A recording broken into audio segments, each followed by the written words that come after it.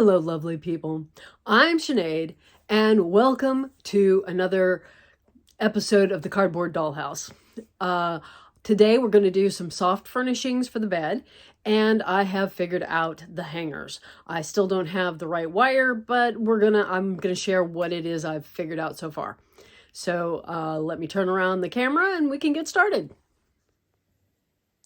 I'm out in the garage again, and I've got myself a scrap of wood and my little yellow piece of paper with the pattern for making the hanger jig, and I've pulled out some drill bits that I think are the right size. I was just musing over the fact that these drill bits were a Christmas present I got one year. It's probably high time a good half of them are replaced. But the bigger bits almost never get used. So they're good. So it might be a little challenging, but with all the paraphernalia out and about on the work table, I have no place to set the phone. So I'll just show you the results once I get done. The holes are drilled and my aluminum pin part fits in there, kind of. The brass pieces fit. And I'll probably get the epoxy down in there and then hit it with a mallet to make sure that it's seated. Now I got to find some finish nails. I've got the nails in, the little bitty finish nails. I thought I was going to get stuck using these heftier finish nails, but I found a packet that had these tiny little nails with heads on them, but there was some finish nails hiding in there with them. So I was able to do that, use those, and found the needle nose pliers so that I could hang on to them and not have the nightmare of trying to hold on to those tiny little half-inch nails while I hit it with the hammer, so my fingers were spared. And there is a spider down here that is very interested in what I'm doing because I have stretched out their web. So we're going to get out of their way and leave them be.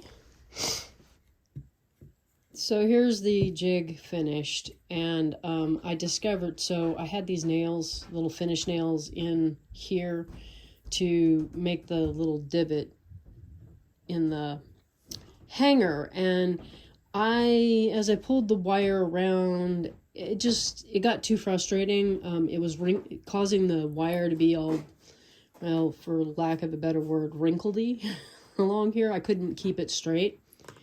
So I just took those nails out and started doing this style of hanger.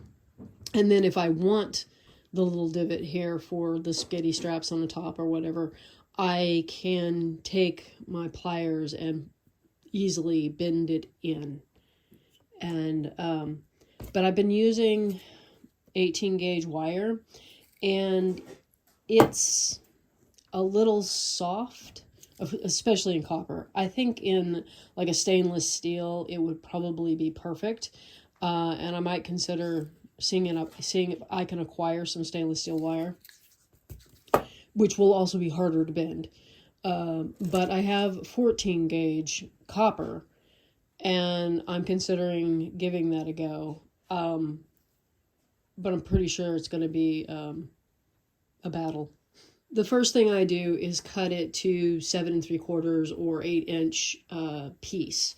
And this stuff has already got a lot of wobble and wrinkle in it, and I can pull on it and I could take it out and hammer on it and get it straight, but I am not going to.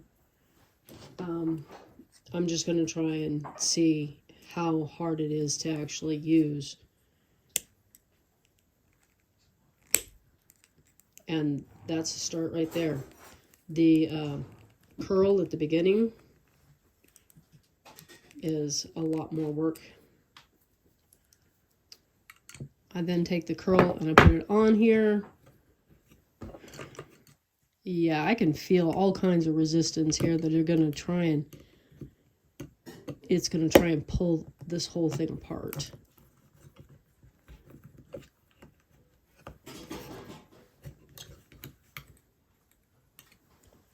So if I manage to get this to go around, which I am doubting at this point, Don't think it's going to be something I want to repeat. It is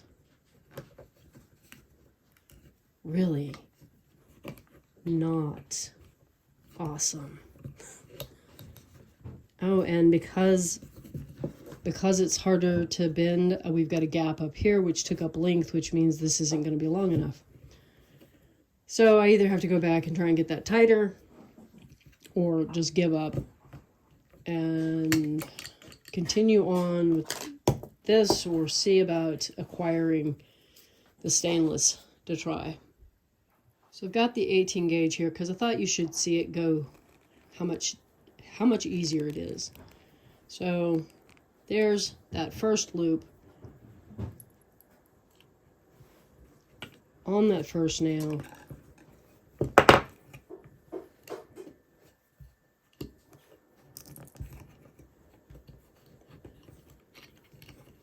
And that's so much easier. And if I want to pull out, like we've got a wrinkle here,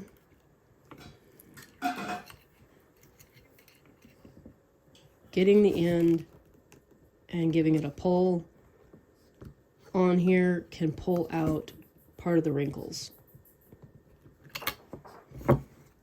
So yeah, I put some effort behind that, and this was the same length of wire as the 14 gauge, and we've got extra here at the end that I'm gonna have to cut off, but that's kind of why I cut it at the 7 3/4 or 8-inch piece, and it really depends on whether or not my wire slides around. That's just the range at which I'm working in,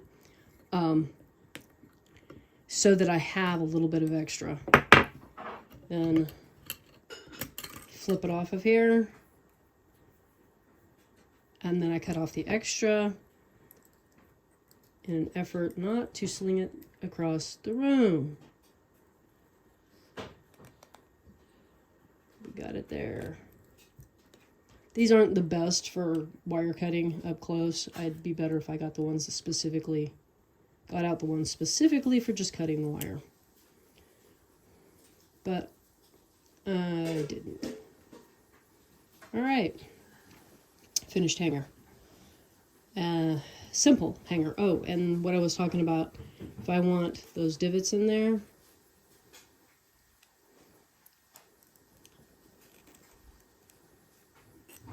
and now I have those little divots in the hanger.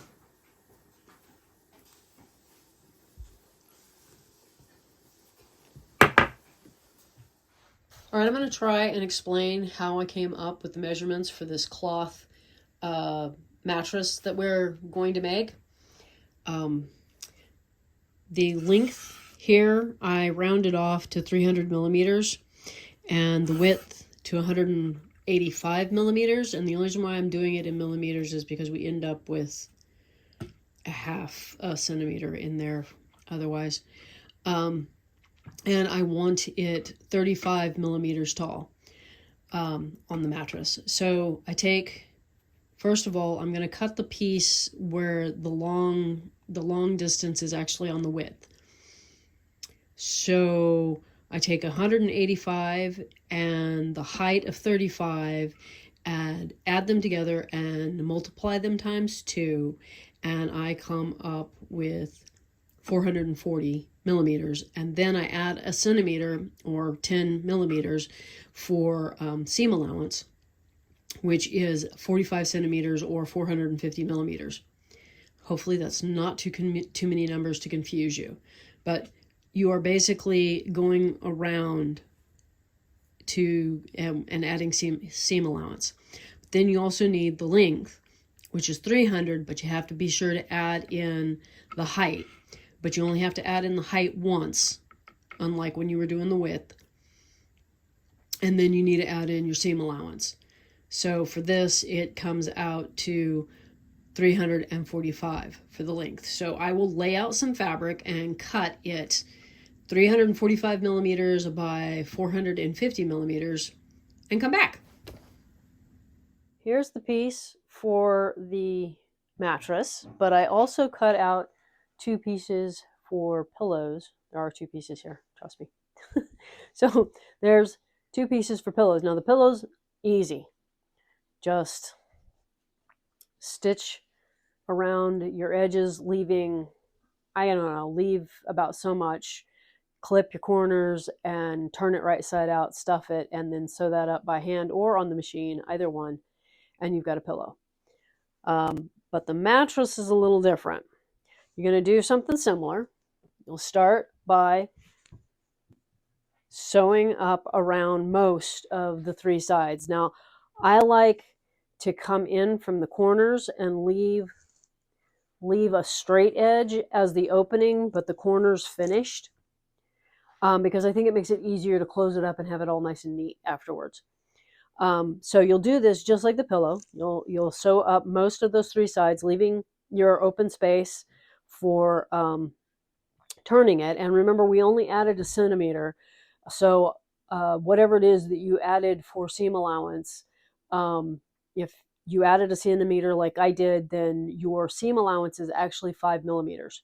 So keep that in mind. And stitch that up and clip your corners and turn it right side out. No, don't turn it right side out. Stitch that up. That's where things get different for the mattress. And I will show you that once I've got this stitched up.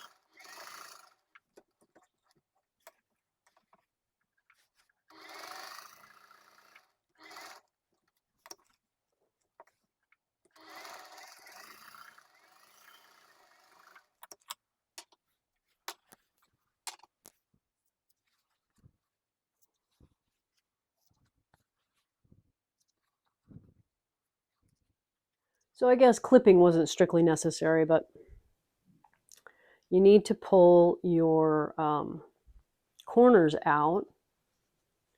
Let's see if you can see this. The sun came out for us.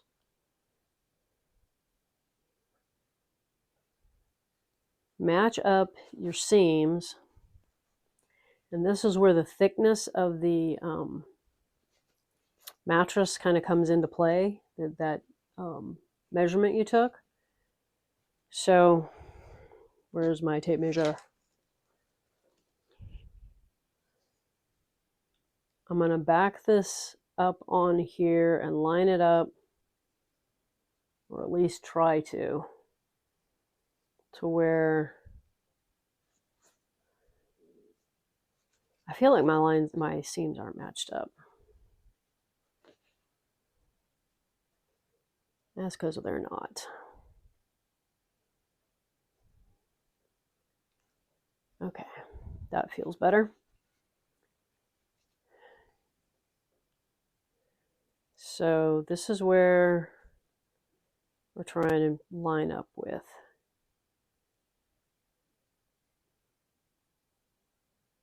And you want to stitch a line across there on each of the corners, which is part of the reason why you need to stitch the corners and leave the opening in the middle someplace on a straight, so that you can stitch this up.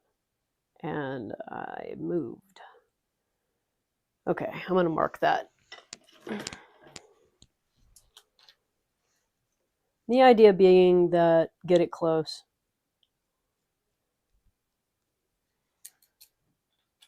And that was a very inaccurate mark. But, okay, so I've marked a line across there, and I'll go and do that on each of the corners.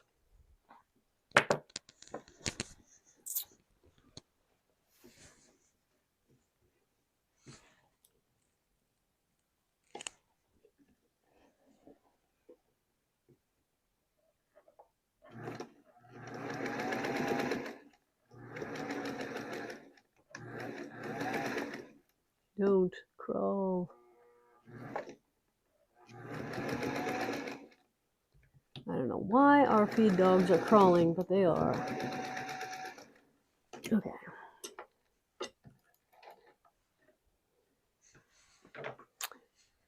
moved the scissors.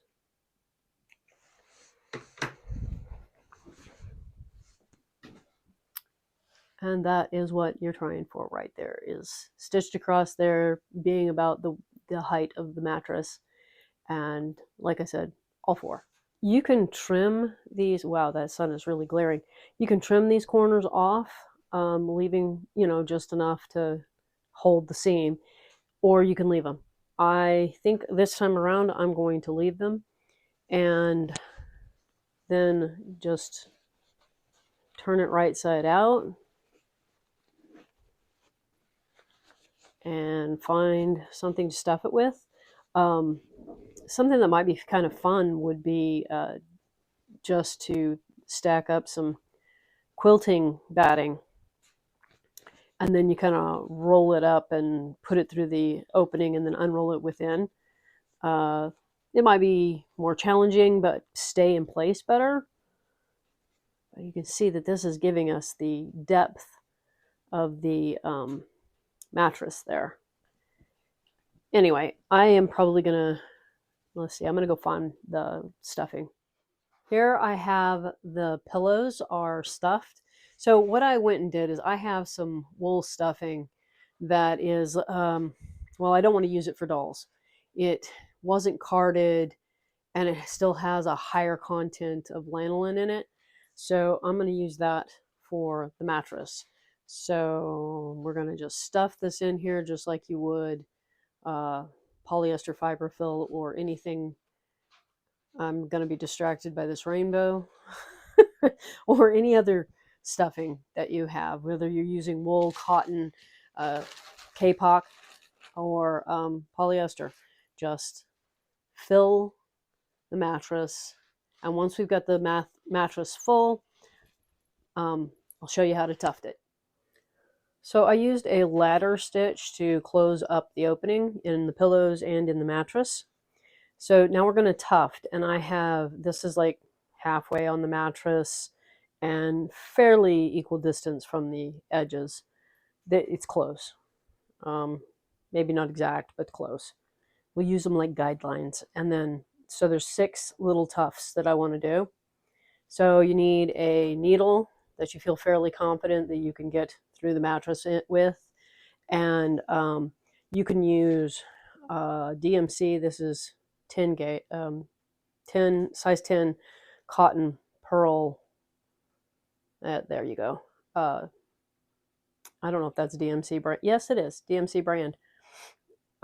This that I've got in my needle is linen, and I'm using that because of it matches the unbleached muslin, and that's the only reason why. So you're going to go into the mattress and try and come out on the other side. Like, see, I am going at an angle, so you want to correct that. Try and make sure that you have it going through fairly straight. Leave yourself enough to tie. Go back through. Again, trying to keep it coming out in about the same spot as it went in on the other side. Then pull it up tight. And you're going to make a square knot. Let's see if I can get this where you can see it. Okay.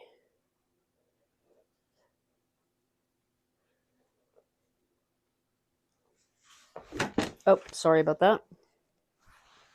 Just trying to get my hand around here. All right. Now you can look up a square knot, and there'll be somebody doing demos on YouTube.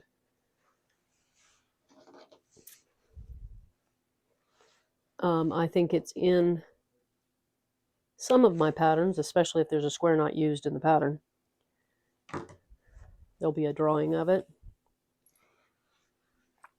And the square knot will hold better than a granny knot. So we're going to do the same thing. until we've got all 6 spots done. And I feel like that is really hard to see.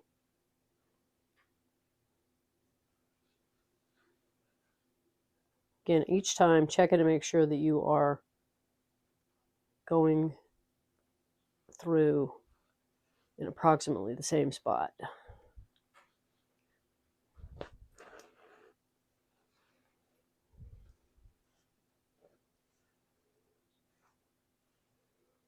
Keep track of the other end. Don't want to lose it.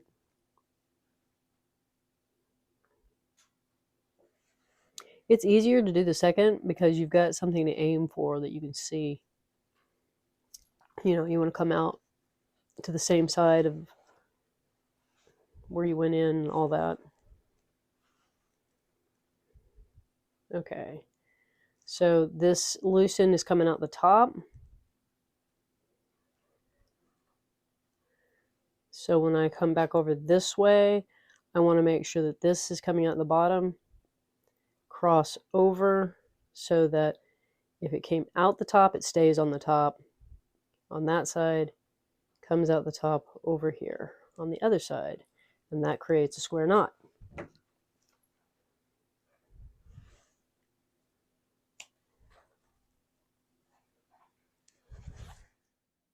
Here's the mattress in place. I put the knot side down, and remember when you're tying or taking those needle and threading it through the mattress, if you're having any kind of trouble with it, get yourself a pair of pliers to pull the needle through to make it easier.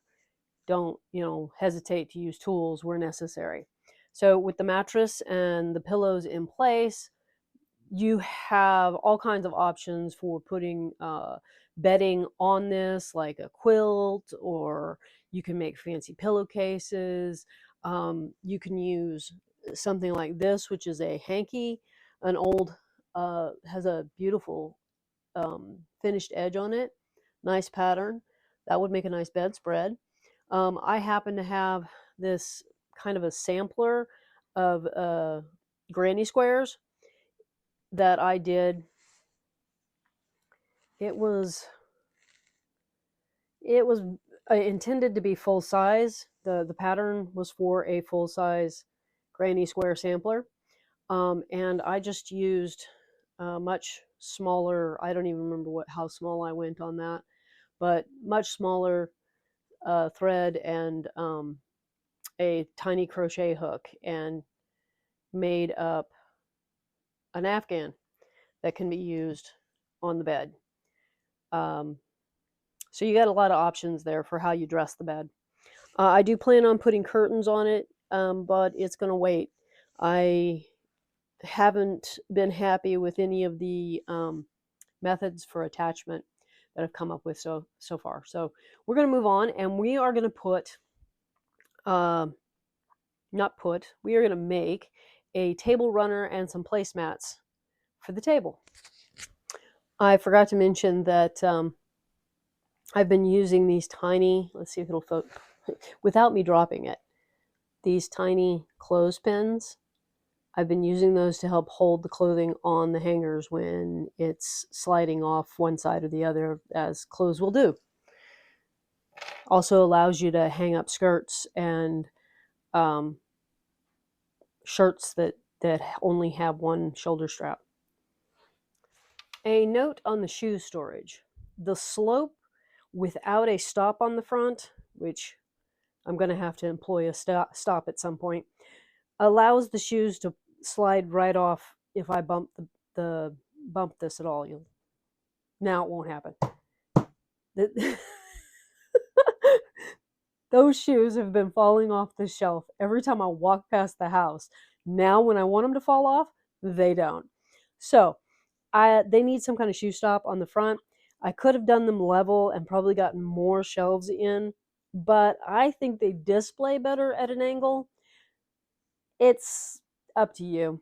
The level ones, you don't have to worry about the shoe stop at the front. You don't have to worry about them sliding off if you bump the house. So there's that. But if you want that display of the angle, then put in a shoe stop and maybe even a strip to catch the heels on a back pair, because you'll note I try to put them in two pairs deep. It's kind of working as long as nobody falls over like the boot down there. Okay, here we are with the table, and I'm just going to take a measurement. It's 24 centimeters this way, and I think, let's see, what's the overall distance here? 165 millimeters. Yeah, go 50 that way. Yeah, I'm trying to calculate in my head. This isn't going well. Okay. 5 wide and 24 long. Correct? Yes. Right down the middle. Now, granted, if I go 5 wide on that, maybe it might hang off the edge, both edges a little bit. So I guess that would be something to consider if you don't have a squared off table, that maybe you want it to be shorter, or maybe you want it to be longer so that it actually hangs over the edges. That's kind of a good idea, except for I know that I will run into it and pull it off the table, so I'm not going to. And the placemats, I wanted them to be the same, and now I'm thinking maybe the runner down the middle should be 40 instead of 50. Yeah, let's do that instead. So the cut width will be 50 or 5 centimeters. And then we can do so what the plan here is for the table runner is to assemble it like you did the pillows, in that you cut out a rectangle that you can then sew into a bag, turn it right side out, and top stitch around the edge. And yeah, I'm going to get some stuff cut so that more of that makes sense. You ever hit that point during the work process that your brain just doesn't want to compute to communicate? It's not that you can't still figure out the numbers, but you can't convey them. So that's kind of where I'm at right now. So I have cut out 4 rectangles like this for the placemats, and they will be folded in half with the edges matching. And I believe I'm going to stitch up and leave the opening on the long edge here to turn them right side out, and I'll just, clip the corners before I turn it. If you want the measurements off of this, I'll put them down in the description box. I'll just write them down and type them in there. The table runner is actually 2 pieces. I did not try and fold it along an edge, and I'm not sure how that is going to affect this when we turn it. I know there'll be less thickness on the edge that has the fold, but I am going to go stitch those up and come back once they're turned to describe the rest. Well, as you can see, I finished them up, but I will say that I left the short end open on all of them and then turned it in as a hole and then top stitched over it. And that's actually on all of these. I just did the top stitch next to the edge. You could do another top stitch around within if you wanted to, but I decided to not push my luck on sewing straight and just did the outside edge. I hope you enjoyed all the little tidbits and whatnot that we did today, and that it inspires you to tackle decorating the interior of your dollhouse. I'll see you on the next Craft and Chat, and I'm not sure what we're doing next week. The Book Nook and there was some other choices there, and we'll leave it a mystery at this point and know that I'll be back on Friday with something. Bye bye.